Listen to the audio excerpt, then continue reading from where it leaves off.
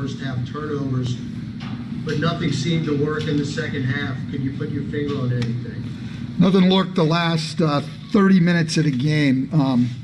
We played a good first 18 minutes, and then they turned up the defense and just dominated us at both ends after that. Two biggest problems. Again, we were doing a great job early in the year not fouling people. Now they're on the line all the time.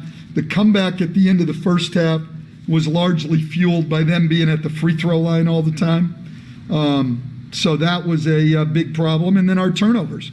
I mean, so there's a differential of 12 turnovers, and there's a differential of 18 free throw attempts or whatever. I mean, you're going to have a hard time winning against a team like the Lakers if you're giving the ball away and putting them at the free throw line. We didn't leave ourselves much of a chance tonight. We did a really poor job of handling their pressure.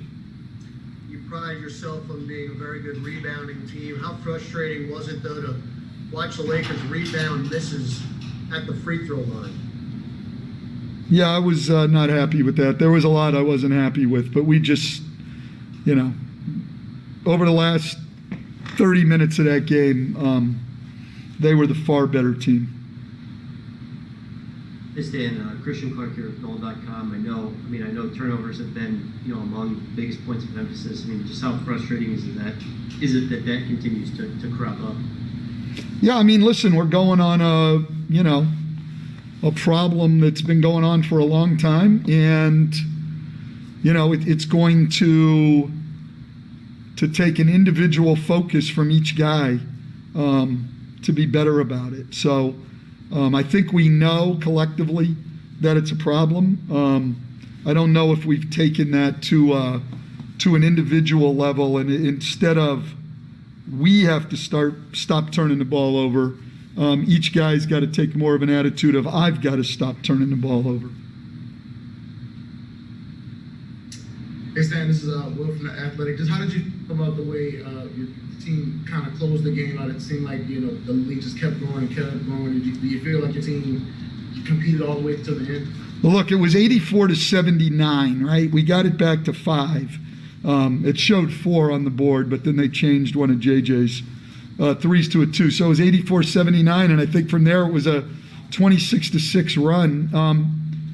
We give up huge runs in games, and our defense loses its edge, and offensively, the other team's pressure takes us out of offense, and we become very, very individual and just trying to hit home runs. So it's something we've got to change. The other night, it was at the end of the first half. 24-4 run at the end of the second quarter. So we're not talking like a 10-2 run or a 12-4 run. I mean, we're giving up these 20-point runs in a matter of 5-6 minutes. I mean, that's tough to survive against anybody, but when you're playing teams like the Clippers and the Lakers, and you can't stem those kind of runs, it's going to be really, really difficult. So it was frustrating not to be able to stem the run at all,